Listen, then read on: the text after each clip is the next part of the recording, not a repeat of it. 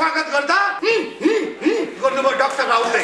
3 वर्षभन्दा बढी नबाच्ने भनेको हुनाले अनि यो पार्टी एकता गर्नुभएको रहेछ। केपी ओली मरेपछि अब्ताली खान पाइन्छ कि भनेर उहाँले पार्टी एकता गर्नुभएको रहेछ। डाक्टर भीमबहादुर रावल उहाँले मेरो जिल्ला डोटीमा गएर भन्नुभयो तस्करको हातमा चाबी, मलाई थुप्रै प्रलोभनहरू दिने कामहरू भयो, मैले त्यो इन्कार गरिसकेपछि वनका मान्छे र काठ व्यवसायीहरू मिलेर उल्टो मलाई मुद्दा लगाए। मैले त्यो मुद्दा फेस गरे, मुद्दाको मैले सामना गरे, जिल्ला अदालतबाट मैले 1 वर्षमा सफाई पाएँ। पटक पटक नेताहरूको पाइताला चाटेर 4 पटक तपाईँ भएको डाक्टर भीम रावल हामीले शपथ खानुस् कमरेड, तपाईँको भविष्य छ भन्दाखेरि उहाँले होइन म शपथ खाँदैन, अब किताब लेखेर म खान्छु, म राजनीति छोडे भनेर उहाँले भन्नुभयो। अहिले कमरेड अब यस्तो गर्नु पर्यो, तपाईँहरूले सबै मिलेर नेताका घर घरमा जानु पर्यो, अब मलाई चाहिँ स्थायी कमिटीको सदस्य बनाउनु पर्यो भनेर उहाँले हामीलाई सिकाउनु भयो। सबैका घर घरमा भैलो खेले जस्तो गरेर अन्तिममा ठ्याक्क जब चाहिँ माधव नेपाल प्रधानमन्त्री हुनुभयो त्यसपछि उहाँलाई गृहमन्त्री बनाएपछि दौडेर गएर उहाँले शपथ खानुभयो। यस्ता खालका छन् हाम्रा विद्वान नेता भीम रावल। अनि सम्मानितज्यूले भन्नुभयो तपाईँ कति पटक मन्त्री हुने, 4 पटक त तपाईँले खाइसक्नु भएको छ, अरूको पनि त पाल्नु दिनु पर्यो भन्दा त्यसपछि उहाँ उता गएर छोड्नु हुन्न केपी ओलीको सरकारलाई भनेर उता उचाल्ने, उहाँको जहिले पनि आगो मात्रै भन्ने काम हो। माया गरेर हामीलाई जुन जिम्मेवारी सुम्पिनु भएको छ उहाँको शिर कतै ननिहुरिने गरी हामी काम गर्दैछौँ भन्ने कुरा तपाईँहरूलाई म विश्वास दिलाउन चाहन्छु। 4 पटक उप प्रधानमन्त्रीसम्म भएर पनि एउटा चाहिँ माका मार्न सक्नु भएन। विकास के हो भन्ने उहाँलाई थाहा छैन। गाउँपालिकाले 10 लाख रुपियाँ हाल्यो भने उहाँ रिबन काट्न दौडिनुहुन्छ, रेल चुहाउँदै 2 अरब 20 करोड रुपियाँ हाल्यो भने उहाँ चाहिँ रोक्न खोज्नुहुन्छ। यस्तो नेता हुनुहुन्छ हाम्रो डाक्टर भीम रावल। भीम रावल आस्थाको धरोहर भनेर हामी भाषण गर्थ्यौँ, तर भीम रावल जस्तो तुच्छ मान्छे मैले अहिलेसम्म देखेको छैन। जनताले आफ्नो नेता आयो भनेर मालाले स्वागत गर्दा गर्नुभयो डाक्टर रावलले। अब यहाँ 100 किलोको मान्छे हेर्छ, सूर्यलाई त भोटै माग्दैन, हँसिया आदरलाई भोटै माग्दैन, यसो हेर्छु त डाक्टर रावल त उता काङ्ग्रेस वीरबहादुर बोलारसित गठबन्धन रहेछ। म सम्पूर्ण आदरणीय नेताहरूलाई भन्न चाहन्छु यो डाक्टर ठिक छैन। यो तानाशाही डाक्टरको पछाडि अहिलेसम्म हामीले जति आफ्नो समय खेर फाल्यौँ, अहिले मैले आफूलाई धिक्कार गरेको छु। हाम्रो जिल्लामा सम्माननीय प्रधानमन्त्रीज्यूले चालेको कदमको पक्षमा 10,000 को जुलुस त्यहाँ निस्किँदैछ। त्यो डाक्टरलाई हेर्नको लागि, आँखा खोलेर हेर्नको लागि आह्वान पनि गर्न चाहन्छु। अब केपी ओली मर्दै होइन कि केपी ओलीले परिवर्तन गरेर देखाउने हो। जसरी पार्टीभित्र जसरी सरकारभित्र तपाईँहरूले काम गर्न दिनु भएन, काम गर्दै स्पिड गति दिने बेला 2 नम्बरको गियर भन्दा अगाडि जान दिनु भएन। अब यो सरकारको गियर 7 नम्बरमा जान्छ, सिधै 7 नम्बरमा गियरमा हालेपछि तपाईँ सिधै चाहिँ समुद्रमा हम फल्नु होला। तपाईँ यो डाक्टर भन्ने पागलको पछाडि नलाग्नको लागि म हार्दिक अनुरोध गर्दै मेरो भन्दा बढी विकास गरिसके रहेछ भनेर चिन्ताले ठाउँमा जाने, अब पाउला टिकट त मैले दिने हो नि। डाक्टर भीम रावलको सोच के रहेछ भन्दा म मन्त्री भएन, गाली मात्रै गर्न सरकारले। अहिलेसम्म जति तपाईँहरूले सुदूरपश्चिमको दादागिरी गर्नुभयो, अब तपाईँ पतनको दिशामा हुनुहुन्छ। अब तपाईँको अन्त हुने सुनिश्चित छ। डाक्टर भीम रावललाई छोडेर राष्ट्रवादी नेता कमरेड केपी शर्मा ओलीको पार्टीमा आउनुहोस्, तपाईँहरूलाई स्वागत छ। नेपाल कम्युनिस्ट पार्टीका आदरणीय नेता कमरेड केपी शर्मा ओलीज्यू, यस कार्यक्रमका विशिष्ट अतिथि हाम्रो पार्टी नेपाल कम्युनिस्ट पार्टीका स्थायी कमिटी सदस्य एवं मन्त्री आदरणीय लेखराज भट्टज्यू, हाम्रो पार्टी नेकपाका सुदूरपश्चिम प्रदेशका अध्यक्ष आदरणीय कर्णबहादुर थापा, मञ्चमा आसीन सङ्घीय मामला मन्त्री आदरणीय गणेश ठगुन्ना, मन्त्री गौरी शङ्कर चौधरी लगायत मञ्चमा आसीन हाम्रा संस्थापक नेताजीहरू लगायत सम्पूर्ण केन्द्रीय सदस्य लगायत सम्पूर्ण जनवर्गीय सङ्गठनमा आबद्ध रहनुभएका कमरेडहरू, सर्वप्रथम यो विशाल भेलाको आयोजनामा उपस्थित हुनुभएका सम्पूर्ण नेता कमरेडहरूलाई म हार्दिक न्यानो अभिवादन व्यक्त गर्न चाहन्छु। स्वीकार्नुहोस्। सर्वप्रथम त सम्माननीय प्रधानमन्त्रीज्यूले अहिलेसम्म सुदूरपश्चिममा 4 जनालाई क्याबिनेट मन्त्री बनाएर जसरी हामीलाई माया गरेर विश्वास गरेर हामीलाई जिम्मेवारी सुप्नु भएको छ। यसको निमित्त हामी सबैको तर्फबाट उहाँप्रति हार्दिक आभार व्यक्त गर्न चाहन्छु, धन्यवाद दिन चाहन्छु। वास्तवमा हिजो टेलिभिजन हेर्दै गर्दा नेकपा मूलधारबाट चोइटिएर गएका साथीहरूले माइती घर मण्डेलामा कार्यक्रम गर्दाखेरि मैले सुने, उहाँहरूले भन्नुभयो सम्माननीय राष्ट्रपतिज्यू, सम्माननीय प्रधानमन्त्रीज्यू को विषयमा उहाँहरूलाई अनार मन नपरे होला, तर उहाँहरू अहिले जसरी उहाँहरूले त्यो चाहिँ घिन लाग्दो नारा लगाउनु भयो त्यसको म घोर भर्त्सना गर्न चाहन्छु। र उहाँहरू कुन नैतिकतामा टेकेर, कुन धरातलमा टेकेर उहाँहरू राजनीति गर्दै हुनुहुन्छ म प्रश्न गर्न चाहन्छु। हाम्रो पार्टीका पूर्व महासचिव कमरेड माधव कुमार नेपाल 15 वर्षसम्म उहाँले पार्टीको महासचिव चलाउनु भयो, तर उहाँले 15 वर्ष शासन गर्दा कहिले पनि कम्युनिस्ट पार्टीको बहुमत आएन, तत्कालीन नेकपा एमालेको बहुमत आएन। त्यसपछि गएर तपाईको पहिलो संविधान सभाको निर्वाचनमा हाम्रो पार्टी तेस्रो स्थान हासिल गरेर जम्मा 33 सिट हासिल गर्यो र त्यसपछि उहाँले नैतिकताको आधारमा राजीनामा बुझाउनु भयो। त्यसपछि सबभन्दा ठुलो दल माओवादी भयो। माओवादी सबैभन्दा ठुलो दल भइसकेपछि अनि जातीय वृक्षारोपण गर्यो। यो मुलुकमा 134 जाति छ, 104 वटा भाषा छ। मेचीदेखि महाकालीको साझा फुलबारी र उहाँहरूले 7 जातिको राज्य दिनुपर्छ भनेर उहाँहरूले जात रातको बिचमा वृक्षारोपण गर्नुभयो। त्यो बेला तपाईहरुलाई थाहा छ हामी धेरै कमरेड लेखराज भट्ट लगायत हामीले सुदूरपश्चिम अखण्ड सुदूरपश्चिमको आन्दोलन गर्यौं। हरेक दिन 1 लाख जनता उतारेर आदि फेरि सिर्जना गरिसकेपछि बाध्य भएर त्यो बेलाको तत्कालीन माओवादीले पछाडि हट्ने स्थिति आयो। संविधान सभा विघटन भयो। फेरि दोस्रो संविधान सभाको निर्वाचनमा हाम्रो पार्टी सरकारमा गइसकेपछि कमरेड केपी ओलीले यो जातको राज्य बनाउनु हुँदैन भनेर चाहिँ सबैलाई मान्ने उन्ने खालको संविधान निर्माण भयो। त्यही संविधानलाई आधार मानेर जुन बेला उहाँ सरकारको नेतृत्व गर्नुभएको थियो त्यसपछि गएर तपाईको चाहिने नाकाबन्दी सुरु भयो। जब संविधान बन्ने बेला भयो नाकाबन्दी सुरु भयो। बरु हामी चाहिने दाउरा बालेर खान्छौं, हामी बरु पैदल हिँड्छौं, हामीलाई डिजल पेट्रोल बढी तेल ग्यास चाहिँदैन, हामी तपाईको साथमा छौं भनेर आम 3 करोड नेपाली जनताले केपी ओलीलाई समर्थन गर्नुभयो। त्यसपछि गएर संविधान निर्माण भयो केपी ओलीको नेतृत्वमा। त्यसपछि फेरि हामी 2074 सालको निर्वाचनमा जाँदा राष्ट्रवादी नेता केपी ओलीलाई मतदान गर्नुस्, उहाँलाई अब प्रधानमन्त्री बनाउने भनेर हामी सबै मञ्चमा बसेका त्यो बेलाका उम्मेदवारहरूले हामीले जनताको बीचमा भोट माग्यौं।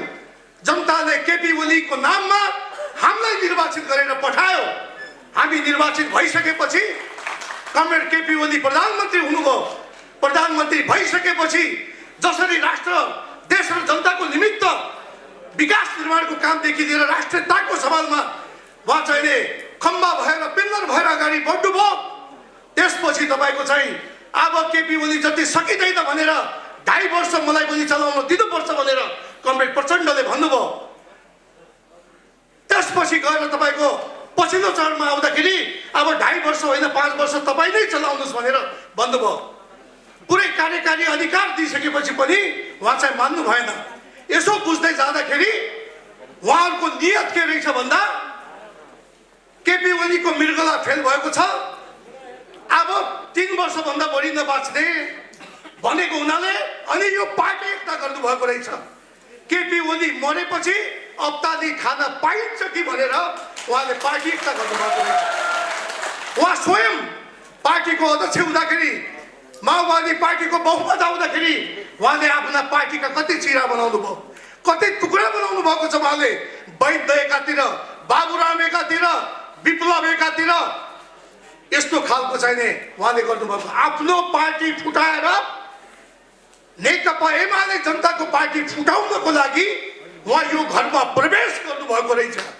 तर हाम्रा नेताले वाम एकता गरेर यदि कम्युनिस्ट आन्दोलन अगाडि बढ्छ भने एकता भएर जाउँ भनेर सदा सैता देखाउनु भएको थियो। तर वास्तवमा उहाँहरूले चिन्न सक्नु भएन। पार्टीका नेताहरू विभाजन भए पनि विगतको फुट हामीले देखेका छौँ। नेकपा एमाले र नेकपा माले छुट्टा छुट्टै पार्टी हुने बेला एउटा पार्टी कहाँ पुगेर अर्को पार्टी कहाँ पुग्यो यो उहाँहरूले देख्नु भएको छ। त्यसो भएको हुनाले तपाईँहरूलाई सद्बुद्धि आओस्, तपाईँहरू फर्किनुहोस्। अझै पनि तपाईँहरूलाई हामी स्वागत गर्न चाहन्छौँ। यदि तपाईँहरू अझै पनि त्यही रोडमै बसेर यस्ता खालका हरकत गर्ने हो भने तपाईँहरूको पतन सुनिश्चित छ। म यो ठोक्पाका साथ भन्न चाहन्छु। हिजो मात्रै हाम्रा प्रदेशका विद्वान नेता डाक्टर भीमबहादुर रावल उहाँले मेरो जिल्ला डोटीमा गएर भन्नुभयो, तस्करको हातमा चाबी। म यही मञ्चबाट भन्न चाहन्छु,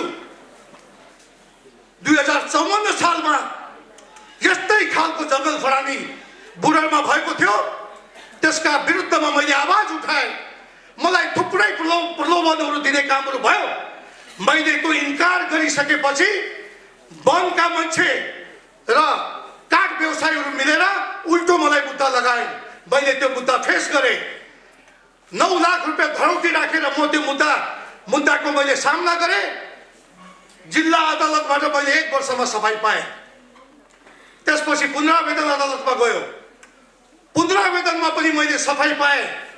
त्यसपछि गएर त्यो मुद्दा टुङ्ग्यो। न अहिलेसम्म मेरो नाममा कुनै काठको 1 क्युफिटको छुटपुर्जीवन छैन। न मैले मेरो आरा मिल, मेरो समिल पनि छैन। तर म भन्न चाहन्छु डाक्टर भीमरावलाई, तपाईँले सुदूरपश्चिमलाई दिगबन्दी राखेर 4 पटक तपाईँ उप प्रधानमन्त्री सम्म पुग्नुभयो। जब तपाईँलाई सुदूरपश्चिमलाई गिरबन्दी गरेर गिरबी राखेर पटक पटक नेताहरूको पाइताला चाटेर 4 पटक तपाईँ भएको डाक्टर भीमराव, अघिल्लो पटकको म तपाईँहरूलाई भन्न चाहन्छु, म त्यो बेला निर्वाचित सभासद थिएँ। त्यो निर्वाचित हुँदाखेरि उहाँ माधव नेपालको टिमबाट काठमाडौँको महाधिवेशन हुँदाखेरि, बुटवलको महाधिवेशन हुँदाखेरि उहाँ केपी ओलीको टिम, सम्मानित प्रधानमन्त्री केपी ओलीको टिमबाट उहाँ चाहिँ उपाध्यक्षको उम्मेदवार हुनुभयो। उहाँ पराजय हुनुभयो। पराजय भइसकेपछि हामीले शपथ खानुस् कमरेड, तपाईँको भविष्य छ भन्दाखेरि उहाँले होइन म शपथ खाँदैन, अब किताब लेखेर म खान्छु, म राजनीति छोडेँ भनेर उहाँले भन्नुभयो।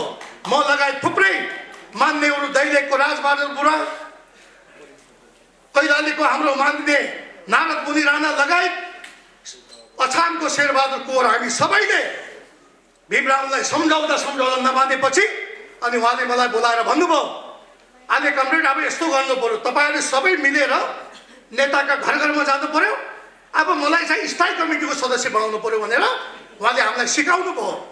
अनि हामी चाहिँ त्यो बेलाका निर्वाचित अध्यक्ष, पार्टी अध्यक्ष कमरेड झलनाथ खनालको घरमा गयौँ, माधव नेपालको घरमा गयौँ, आदरणीय प्रधानमन्त्री वर्तमान अध्यक्ष कमरेड केपी ओलीको घरमा गयौँ। सबैका घर घरमा भैलो खेले जस्तो गरेर अन्तिममा ठ्याक्क जब चाहिँ माधव नेपाल प्रधानमन्त्री हुनुभयो, त्यसपछि उहाँलाई गृहमन्त्री बनाएपछि दौडेर गएर उहाँले शपथ खानुभयो। यस्ता खालका छन् हाम्रा विद्वान नेता भीमराव। उहाँ यसपालि पनि जानुभयो दसैँ बालुवाटारमा, कमरेड मलाई उप प्रधानमन्त्री बनाइदिनु पर्यो, म तपाईँकै उसमा लाग्छु। अनि सम्मानितज्यूले भन्नुभयो, तपाईँ कति पटक मन्त्री हुने, 4 पटक त तपाईँले खाइसक्नु भएको छ, अरूको पनि त पाल्नु दिनु पर्यो भन्दा त्यसपछि उहाँ उता गएर छोड्नु हुन्न केपी ओलीको सरकारलाई भनेर उता उचाल्ने, उहाँको जहिले पनि आगो मात्रै भन्ने काम हो। यसो भएको हुनाले उहाँले सम्बोधनमा भनेको कुरा मैले अघि फेरि म दोहोऱ्याउन चाहन्छु। उहाँले भन्नुभयो चोरको हातमा चाबी। अघि मैले मेरो कुरा स्पष्ट, यहाँ मिडियाकर्मी साथीहरू पनि हुनुहुन्छ, मैले आफ्नो कुरा राखिसकेँ। म भन्न चाहन्छु जसरी सम्माननीय प्रधानमन्त्रीज्यूले हामीलाई विश्वास गरेर हामी माथि चाहिने माया गरेर हामीलाई जुन जिम्मेवारी सुम्पिनु भएको छ उहाँको शिर कतै ननिहुरिने गरी हामी काम गर्दैछौँ भन्ने कुरा तपाईँहरूलाई म विश्वास दिलाउन चाहन्छु। र डाक्टर भीम रावलले अहिलेसम्म जसरी चाहिँ 4 पटक उप प्रधानमन्त्रीसम्म भएर पनि एउटा चाहिने मागा पार्न सक्नु भएन। विकास के हो भन्ने उहाँलाई थाहा छैन। मेरो जिल्लामा 10-10 लाखको चाहिने योजनाहरू मैले हाल्दाखेरि उहाँले गएर रिबन काट्नुहुन्छ। तर मेरो जिल्ला डोटीमा 2 अरब 20 करोड पैसा मैले बजेट हाल्दाखेरि सम्माननीय प्रधानमन्त्रीज्यूलाई शिलान्यासको लागि बोलाउँदा उहाँ रोक्न खोज्नुहुन्छ। उहाँ त्यस्तो नेता हो। गाउँपालिकाले 10 लाख रुपियाँ हाल्यो भने उहाँ रिबन काट्न दौडिनुहुन्छ र्याल चुहाउँदै। 2 अरब 20 करोड रुपियाँ हाल्यो भने उहाँ चाहिँ रोक्न खोज्नुहुन्छ। यस्तो नेता हुनुहुन्छ हाम्रो डाक्टर भीम रावल। यो सबै यो पार्टी मिल्न नदिने अवसरवादीको रूपमा मैले हेरेको छु। तपाईँहरूलाई सब थाहै छ। हिजोको दिनमा हामी सबै भीम रावलका कार्यकर्ता थियौँ। भीम रावल आस्थाको धरोहर भनेर हामी भाषण गर्थ्यौँ। तर भीम रावल जस्तो तुच्छ मान्छे मैले अहिलेसम्म देखेको छैन। म तपाईँलाई अर्को सम्झना दिलाउन चाहन्छु। 2074 सालको अन्तिम आमसभामा हाम्रो पार्टीले विशाल आमसभा गर्यो। करिब 10,000 मान्छेको उपस्थिति भयो। हाम्रो पार्टीका आदरणीय नेता कमरेड कर्ण थापा उपस्थित हुनुहुन्थ्यो। कमरेड गौरी पनि उपस्थित हुनुहुन्थ्यो र प्रमुख अतिथिको रूपमा कमरेड भीम रावल आउनुभएको थियो। डाक्टर साहब साथमा जनार्दन शर्मा पनि आउनुभएको थियो।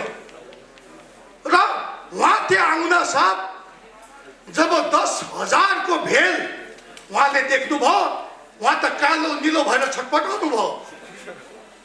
अनि जब त्यहाँ जनताले आफ्नो नेता आयो भनेर मालाले स्वागत गर्दा गर्नुभयो डाक्टर रावलले। म त किन भयो भनेर म त अचम्म परे। त्यसपछि आमसभा सुरु भयो।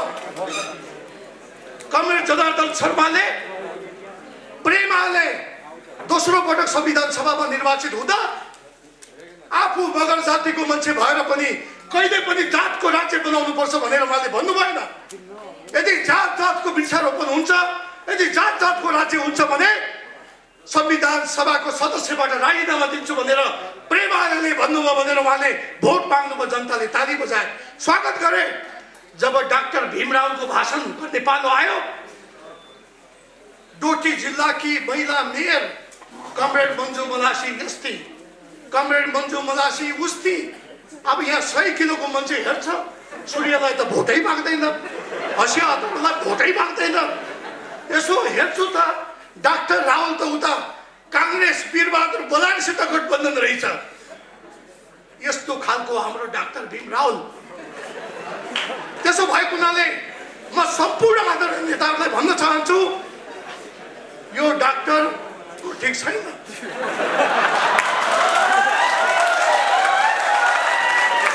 यो तानाशाही डाक्टरको पछाडि अहिलेसम्म हामीले जति आफ्नो समय खेर फाल्यौँ, अहिले मैले आफूलाई धिक्कार गरेको छु। त्यही हुनाले म भन्न चाहन्छु सम्माननीय प्रधानमन्त्रीजी यहाँ हुनुहुन्न। हामी भन्न चाहन्छौँ, मेरो जिल्लाबाट प्रतिनिधित्व गर्छु म डोटीबाट। डोटीमा मात्र 90% सम्माननीय प्रधानमन्त्रीले नेतृत्व गरेको पार्टीमा अहिले पनि जनताहरू उपस्थित छन्। र 17 गते हाम्रो जिल्लामा सम्माननीय प्रधानमन्त्रीज्यूले चालेको कदमको पक्षमा 10,000 को जुलुस त्यहाँ निस्किँदैछ। त्यो डाक्टरलाई हेर्नको लागि, आँखा खोलेर हेर्नको लागि आह्वान पनि गर्न चाहन्छु। र अन्तमा भन्न चाहन्छु, म अघि कमरेडले भन्नुभयो थियो सम्माननीय प्रधानमन्त्री केपी शर्मा ओली तपाईँ बाँचिराख्नु, जब तपाईँलाई इच्छा आयो तब मात्रै तपाईँ जानुहोला भनेर उहाँले भन्नुभयो। उहाँ एउटा विश्व पितामह हो। विश्व पितामह 14 वर्ष लोकतन्त्रको लागि लडेको आदरणीय नेता कमरेड केपी ओली आज जीवित भएर देशले काचुली फेरेको छ। देश समृद्धिको दिशामा अगाडि बढेको छ। आदि भेरी सृजना भएको छ। हिजो पार्टीमा केपी ओलीको लोकप्रियताले गर्दाखेरि हामी सबै समाप्त हुनेछौँ भन्ने चिन्ताले दिनदिनै चाहिँ कहिले बढ्दै हो भनेर हेरिराख्थे। अब केपी ओली बढ्दै होइन कि केपी ओलीले परिवर्तन गरेर देखाउने हो। जसरी पार्टीभित्र जसरी सरकारभित्र तपाईहरुले काम गर्न दिनु भएन, काम गर्दै स्पिड गति दिने बेला 2 नम्बरको गियर भन्दा अगाडि जान दिनु भएन। अब यो सरकारको गियर 7 नम्बरमा जान्छ। सिधै 7 नम्बरमा गियरमा हालेपछि तपाईहरु सिधै चाहिँ समुद्रमा फल्नु होला भन्ने कुरा तपाईहरुको माझमा राख्दै यति कुरा मैले भन्नै पर्थ्यो। त्यसो भएको हुनाले अझै पनि तपाईहरुलाई सद्बुद्धि आओस्, तपाईहरुलाई त्यो तपाईहरुको दिमागमा त्यो छिरोस् र तपाईहरु यो डाक्टर भन्ने पागलको पछाडी नलाग्नको लागि म हार्दिक अनुरोध गर्दै अन्तमा भन्न चाहन्छु, अछामबाट 2 जना नेता हुनुहुन्छ। 1 नम्बरबाट जितेको डाक्टर भीमराव, 2 नम्बरबाट जितेको जनताको नेता एके बोगटी। उहाँ पनि भीमरावकै कार्यकर्ता हुनुहुन्थ्यो। भीमरावको कार्यकर्ता हुनुहुन्थ्यो। उहाँ पनि पहिलोपटक चुनाव जित्नु भएको थियो। बिचारा जनताको नेता झोला काँधमा हाल्ने, कहिले मन्त्री कहाँ जाने, कहिले सचिव कहाँ जाने, कहिले अधिकृत कहाँ जाने, कहिले सहसचिव कहाँ जाने, बजेट माग्ने, दिनभरि मन्त्रालय धाउने। अब धाउँदा उनले बजेट त भीमरावले भन्दा बढ्ता ल्याए। जब गाउँमा गए माला का माला। अब डाक्टरको दिमाग सन्क्यो। ओहो, यो बोगटीले त मलाई पनि भ्याइदियो। मेरो भन्दा बढी बजेट हालिसके रहेछ, मेरो भन्दा बढी विकास गरिसके रहेछ भनेर चिन्ताले गाउँमा जाने। अब पाउला टिकट त मैले दिने हो नि। डाक्टर भीमरावको सोच के रहेछ भन्दा म मन्त्री भएन, गाली मात्रै गर्न सरकारले। उहाँको इच्छा त्यस्तो रहेछ। अब बिचारा जनताको नेता दिन रात जनताको विकास निर्माणको कामको लागि उहाँ लाग्नुभयो। उहाँलाई त्यो पसेन। यदि यज्ञ बाँड्ने यज्ञ बोगटीले आनन्द घाम तापेर बसेको भए उहाँलाई कुनै चिन्ता हुन्थेन। अनि विकास राहुलले मात्रै भने यज्ञ बोगटीले पनि गरिन भन्ने हुन्थ्यो। उहाँले बढी विकास गरेर उहाँलाई आपत्ति भयो। त्यसो भएको हुनाले अहिलेसम्म जति तपाईहरुले सुदूरपश्चिमको दादागिरी गर्नुभयो, अब तपाई पतनको दिशामा हुनुहुन्छ।